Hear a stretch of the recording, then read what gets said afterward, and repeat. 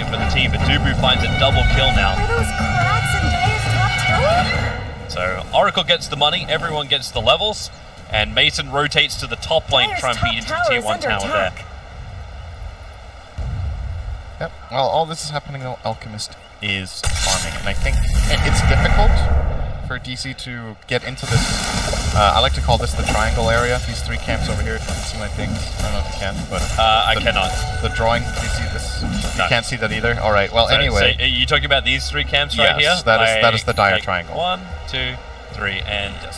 That is difficult to get into for the Radiant. It's a hard access point because you walk up multiple high grounds to get in there and get wards, and if the Dire team has any defensive wards, you'll see them go there unless they smoke. That area is where Alchemist wins a lot of his games when he's on Dire. And DC haven't really successfully been able to invade and block camps or get information so that they can gank him. If they don't start playing this area or start taking a serious amount of map control by breaking these towers, it's coming. Alk will have a good game. Look at the line being drawn. So Bulba as well as Forever will smoked up. The line was drawn to now go up and then curve off to the left. They want to gank up the mid. They want to catch OP when he feels strong enough. So the hook shot from Bulba, perfectly lined up. They got no way to get back out of that one. The Sonic Wave's committed as well. And that is one way to shut down OP. Get the kill and now take the tower directly after.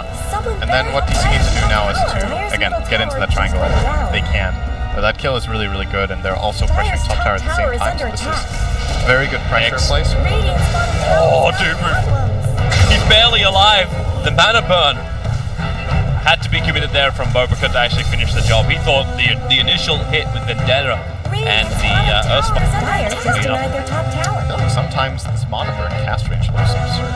It's such a long range mana burn up there in the end. Does that actually count now? So we've lost 3 towers. I'm wondering if it counts the towers killed, because that was a denied tower. It actually counts. It counts. Alright, so we need another, in the next 13 minutes. We need 3 to 7. This seems reasonable. Oh, bottom lane. Dubu gets the, or that's not Dubu, that's Forever. Yep, going for Darkseer. Shame that thing doesn't stun anymore. Yep, got a good lasso off during the surge, but nobody could connect. No TPs. Trades the lasso to force Darkseer home to base. It's an okay trade-off. It's not great. He obviously wants to kill if he can. Not letting IG get away with whatever they want.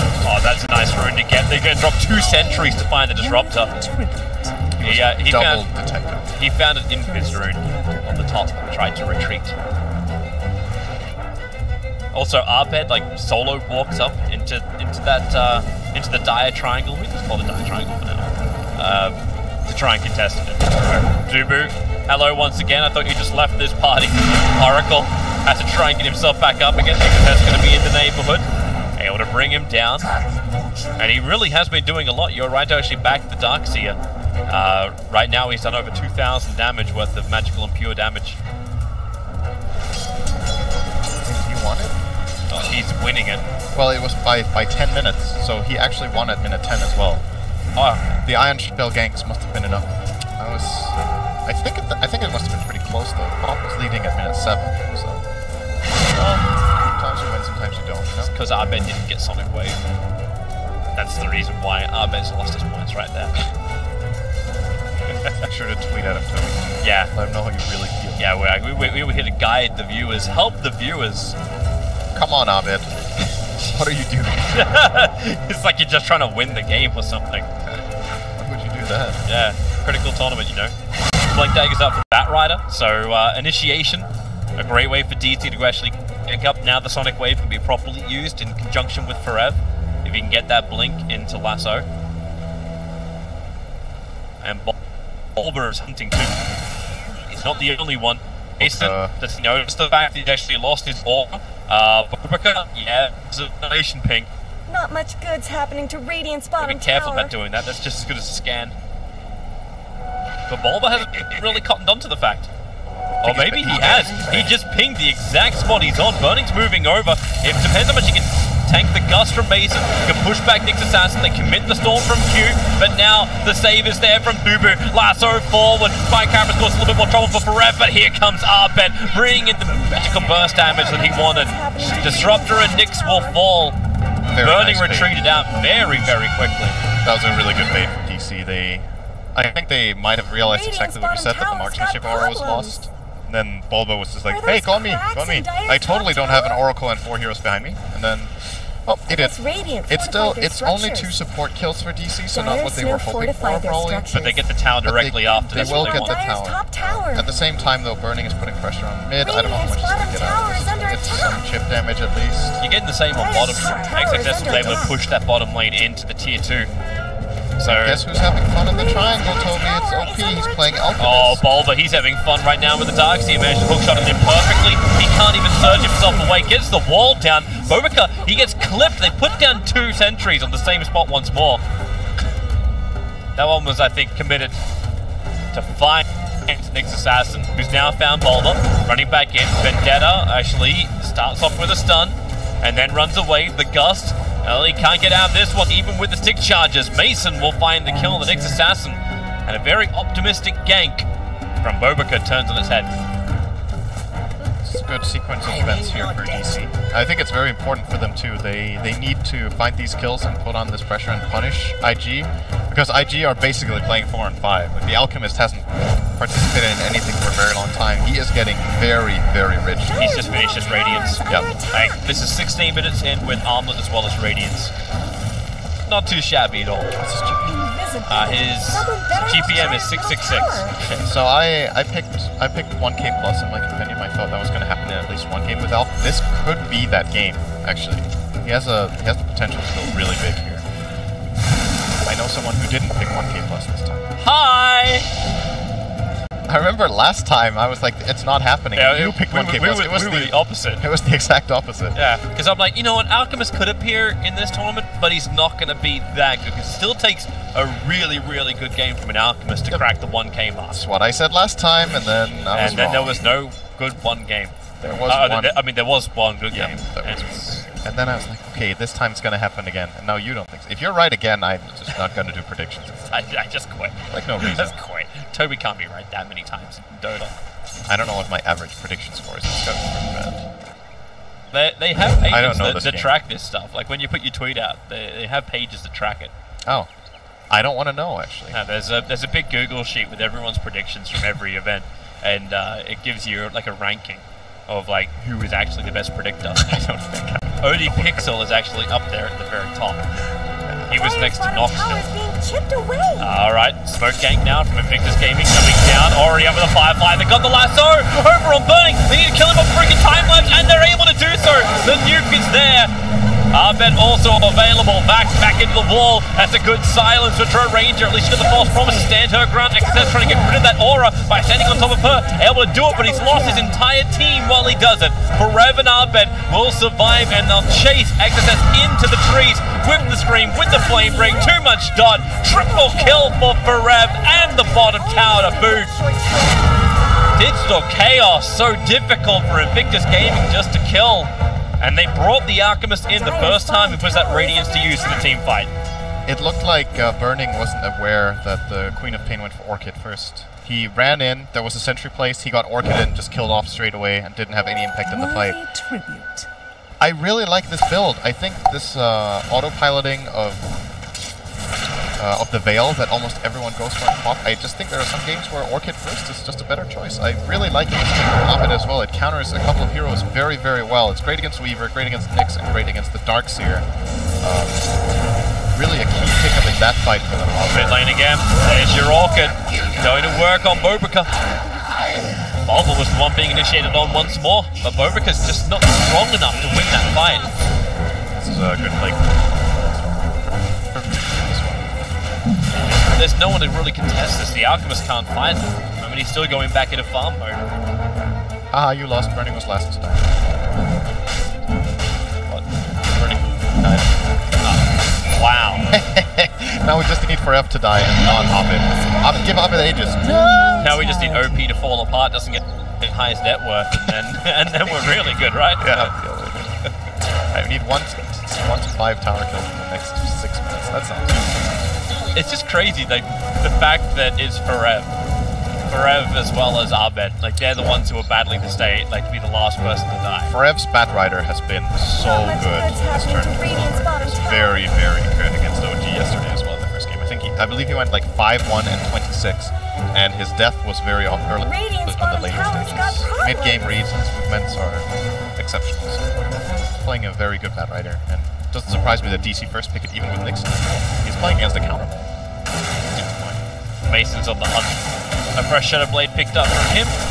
Find anybody close by, and just wants to push the tier 2 tower in the mid. I suppose we might be losing out on this one as well. The tower one? Yeah, well, I suppose we got 5 minutes, but it's the fact that DC's now gaining momentum, and the fact that Mason is probably going to be bringing down more and more buildings. Is they going to get 6 towers in 5 minutes now? That would be a pretty tall. That's kind of the end of the game. Very true. I don't think that's right. So our prediction is safe then. Yeah, looking good. 3 out of 4 so far. What about you? Alright, so... I know what mood you woke up in today. Looking over the experience and the gold, DC are sitting on a slight advantage. It's not that big, but if you're ahead on gold against Alchemist in minute 21, it's generally a pretty good sign, because Alchemist will be very rich. And if you look at the core distribution of money beyond that, the next 3 are DC by a decent margin. This Weaver is poor, and he's item countered by this Orchid. Burning went for a first item Diffusal Blade. Has a lot of value against a couple of things in this game. Fate's Edict against the Bat Rider just to be able to create space, and that's kind of it. I guess he can also... that's the main thing, I suppose. And they were trying to look for a gank up on top lane. If they were looking to hunt down OP, because they put down an Observer Ward that just watches at least part of his triangle stack. Good read from Duke. Get the hell out. That's because they've got an aggressive ward. It's about to time out. It's got 3 seconds left on it. But it was watching a lot of the movement of IG aggressively coming into their own jungle. So they've just bailed out. And the line was drawn previously. After that mid-tier 2 tower fell down, Bulba instantly drew the line to say, you know what, guys, we're going to circle around, we go through our jungle, and then we come up through bottom lane. Remove the last remaining out of tower of Invictus Gaming. Together very nicely here. This time, of course, with an Aegis. Oh, he finds Darkseer here. He does not. Darkseer's not coming. Darkseer doesn't be anywhere near this. Shut the wave out, it's fine, but this tower will be Dire's bottom tower is under attack. IG will not be fighting for anything else than their high ground at this point. It's too difficult. And it looks like an even game right on the graph, but Dire's bottom the way the goal is distributed, I think DC are hitting a very serious power spike right now that they can use. So IG will just try to split push and farm as much as they can and get some key items. Alchemist is getting his hands wants to buy it, but he can't get to the shop. By looks of it, DC's not going to give up this push. Like, you just got a fresh BKB over on the Queen of Pain, so she's ready to fight. Mason's got the range to attack with. He's got potentially ability to get out with a Shadow Blade. You've still got the Oracle behind him. You go Forev with the Blink and Force Staff, so he can get in and out quickly. He has dominated. It's very tanky, giving him a lot of hits. Dire fortified their Left, structures. and this should be end up this way. But they're trying to get rid of the Observer Ward. Blink, Lasso, well, Spike Capital actually ends up catching out Forev, but the Sonic Wave, it hits on 3. The wall, as well as Storm, it only catches the Bat Rider, allowing Armband under protection of his BKB to do his work. However, Bulba, still with the bugs on him, had so much negative armor, he'll end up dropping in the vac wall, pulling Armband and Dubu back in again. Dubu will sacrifice himself to free Armband from the shackles that was the IG fight. And Armband will be able to blink away. Already Mason is TP'd up towards the top. They're getting the hell out of there. That was not the way they thought that fight would go down. This is why Nyx is the Bat Rider, or at least one of them. That was all the reaction of Boca right there. He instantly ran into the Firefly with Spike Carapace. So if he took like just half a second more to react to that, that would have been a kill, and they would have started pushing the base. But this very quick Carapace allowed the rest of IG to save the target. They used their shrine, they fought inside their own base with the shrine next to them, and this fight completely fell apart for DC. So it's actually amazing the difference as well in the damage. That was 5k damage being done by the Alchemist compared to everybody else in his team. Radiance Gaming. Yep. Damage in these long extended fights. And there goes your Aegis the Immortal. So DC lose the Aegis. Normally that's when you expect them to back out, but thanks to their Observer Ward and Lasso coming off cooldown in 1 second time. Again. He just reveals that he goes straight past the Blink Lasso. It does catch out Q, so Disruptor will fall. Bobica in the right place all the time. They might have got 2 kills if they locked down the sentry there from Dubu, but they're going to lose their tier 2 tower on bottom if no one comes back. And the trade-off is you're going to do some damage to the tier 3 tower in mid. Mason missing. Now 3 out of the first 4 hits he did on the illusion. Oh, IG need to do something about this. They're actually just losing their tower. Oh, there you go. Blink back wall, and they actually forced up Queen of Pain into the base. He'll be saved and allowed out. The Bulba has to sacrifice himself. Glimpse. Oh, they pulled him back in again. But Dubu's given him so many heals that Queen of Pain will be able to survive. But again, Dubu, how many times must he die for his team? I actually don't think that was the worst thing in the world for DC. They lose 2 heroes, but they almost got a tier 3, and it was 2 supports. So it's kills, but it's fairly low impact kills for IG. No core is dead. And the item I'm mainly waiting for here to see if DC can close out this game is the Black King Bar on the Bad Rider. I think that is the item that's going to change everything. IG don't have any save for the lasso. They only have the counterplay of the Nyx Carapace, and if that is eliminated by a BKB, Forev can find a target and guarantee that he gets pulled outside the base and they will just kill it off. Bobica had the Silver Edge recipe on it. Ever do to anyone? Mason almost had enough money to finish the entire thing too. And now, well, Orchid, they do find Nyx Assassin. Bobica playing the high ground vision game, gets back down against Fire Carapace, turns for only a 1 stun, and Mason will come in to help put down the pesky bug infestation. Easily worth it for Bobica though. Forced a rotation, he got a courier kill, got a lot of information for his team.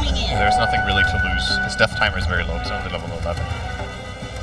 So, but now you also see the fact that him moving around like that in the future is going to be very difficult. Bulba bought a gem, put it on the Queen of Pain.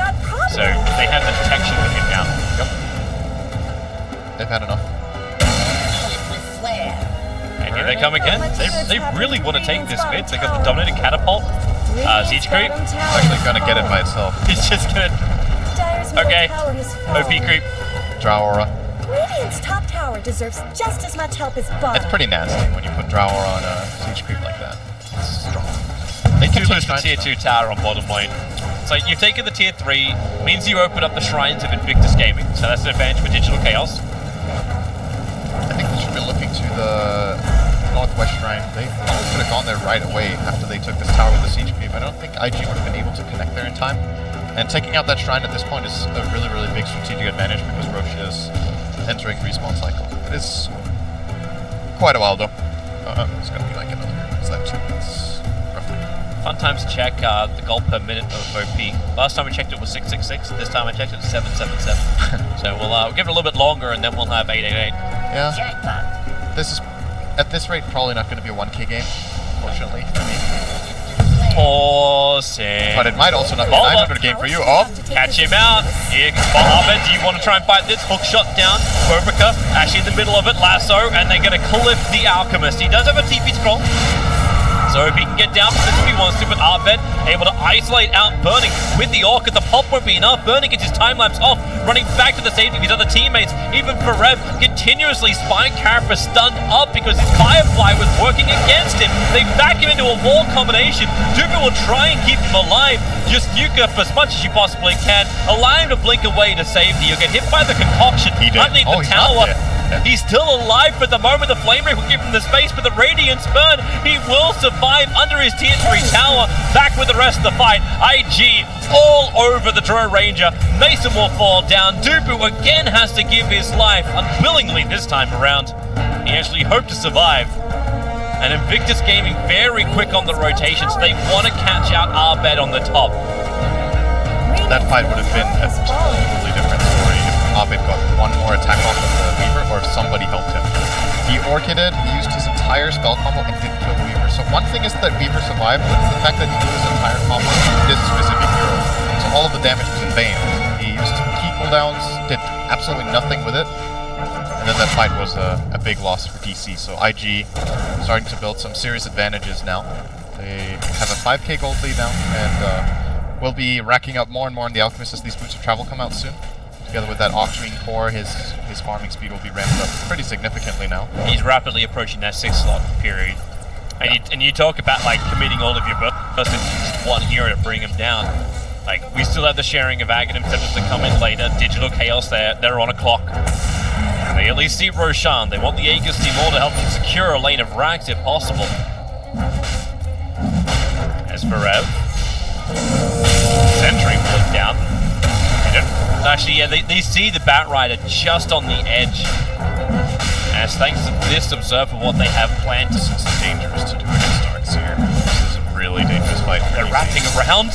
IG have come all the way around the back. Bobika gets a double stun and the one of Clockwork. Bates will make it a triple, combining it with the weeds. You've got Bulba, who has to be saved by Dubu, not the core. Arped, BKB won't help him at all. He'll go down. Mason has the high ground position, but now burning right on his tail. They can glimpse back down the Batrider, but Mason, he cannot afford to die. But no, you've actually got Exorcist as well as burning all over him. They need to kill him off, and they will be able to do so. Mason, that last attack will do it. 3 heroes lost for Digital Chaos. Dubu will be able to TP out.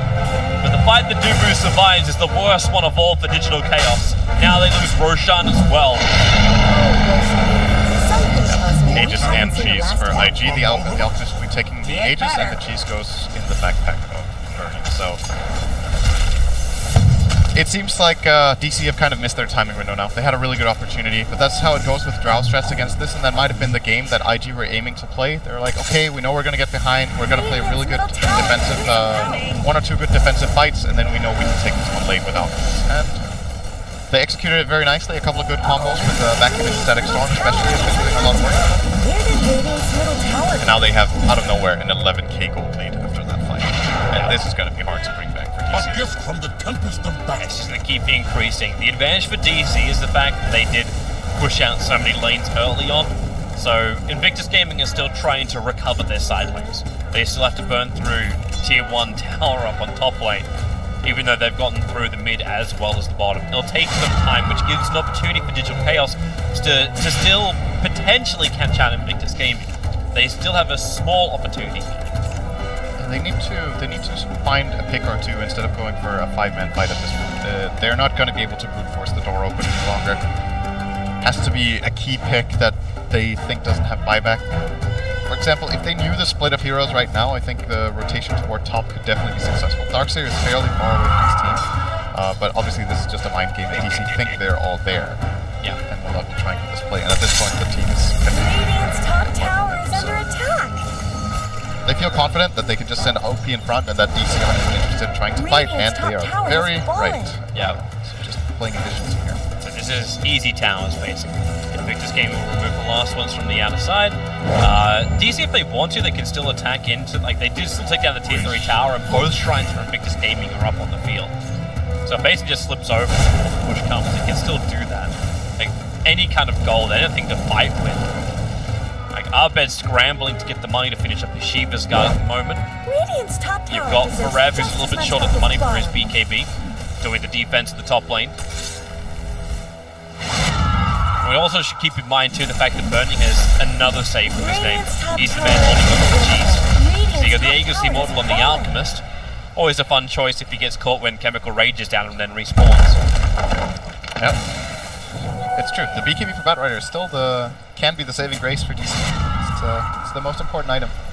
And he will be getting it now. So let's see if DC can make something out of that. I still think realistically now, it's the timing, as I said, is too late, and IG managed to do exactly what they needed to do.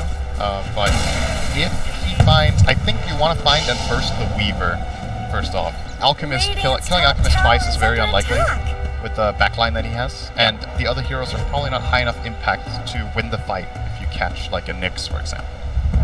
It's still a nice kill. He has a gem. You need something big here. You need something really good. Darkseer would also not be bad. There's just too many heroes that can cause the problems. Even Disruptor, it's like everyone of Invictus Gaming is able to control this fight. If you get that blink into the wall of Disruptor, like with the back from Darkseer, that's death in itself, and you can't silence the Darkseer, you can't control him. He's got himself Greaves, so he'll break free. Yeah, he might be the best target for the Batrider. That's still the nice thing. Remove the teamfight control. Yeah, the nice thing for DC is that they know for a fact that there can't be a counter blitz for BKB in this game. Unless they go like Abyssal on Alchemist or something, then they can't stop it. Lotus Orb is technically a possibility, reflecting the lasso, and then both of them just stand still. But nobody's building it. DC are coming out. Now, all of IG are together, so they don't get an advantage of getting one quick pick off. Maybe they catch IG unawares. And, okay, now they are starting to separate. Burning's a little bit further away to put the Observer Ward down. They see the Alchemist. Burning quickly comes back over. They try and break him with a Silver Edge on the Alchemist, but then the back into the wall from Darkseer, catching out 3. Yalasso has been committed onto Bobica, dragging him further away, but it's not really helping out. You've already lost the Oracle. The fight split up into 2 different pieces. Nope, he can just go solo against the Clockwork, while Mason, he will go down the mid. They've lost too many with no buybacks. It seemed like a last roll of the dice for DC, and well, it came up Snake Eyes. They're gonna get the queen here as well. Yeah, Look at that. she's gone. Double kill. Does buyback run. This is definitely one lane of Rax. I think it could be 2 here for IG. They didn't even lose their Aegis. They lost Burning. That was the only thing they lost. Their combos were perfect, their team fights are wonderfully split up, and you can just see OP loving his time. He got to one-on-one a Clockwork. This fight for DC fell flat because they couldn't get a good lasso. They got a lasso on Bobica, but they didn't kill him. And then that means the Weaver, yes, Weaver did get killed by Quap, but it took so long to get cheese. Eventually this will pick up lane for IG. What's the Alchemist GPM? 928, come on buddy, we can go a little bit further. If they kept pushing and they kept taking the Raxes, maybe you'd actually have enough in here. Nice stand. 305 tokens. Is this all you want to look at right now? It's just like, okay, I'll just keep the gold per minute as Getting Shrine, he's getting CS. Nice, nice. Keep it up. OP. Cheering for you, buddy. Reach that 1K mark. 933. A golden thread. But right now, Digital Chaos, again, no window of opportunity I thought they had was that one. That little fight. That small window to potentially get a pick on. But Burning came back so quickly. They put down that Observer Ward and just everyone turned around. And here comes DC once more. They try and find around where they have vision. So they have their own Observer and Sentry Ward up. But thanks to the Dire Observer Ward sitting inside the base as well as inside the jungle, they understand the Digital Chaos have left home. Yep. So, no one's in a position from IG where they can get caught out without friends quickly coming up behind them. Yeah, they're playing it very safely here. Aghanims has been pulled for the first time to the next, so Bobica got a lot stronger. He can now turn himself into a pile of dirt, which is really good. You mean he can be brute ball? We do have Day 9 at this event, so it makes sense. Yeah, he's gonna love that. It's like, wait, I know that! I've seen this mechanic. Alright, so Roshan's got just over a minute before he could spawn up, which seems like an eternity in Digital Chaos at the moment. As soon as you start to lose your shrines, there goes the last remaining outer shrine. And our business space creating. Push top lane, push any lane that doesn't currently have Invictus Gaming in it. Force them to come back and defend. Not that the defense is that difficult, you could just send the Alchemist and then he'll BT into the lane when they're pushing. You can still tell that DC know what they have like a plan and they're executing it and they're doing the best they can at this point.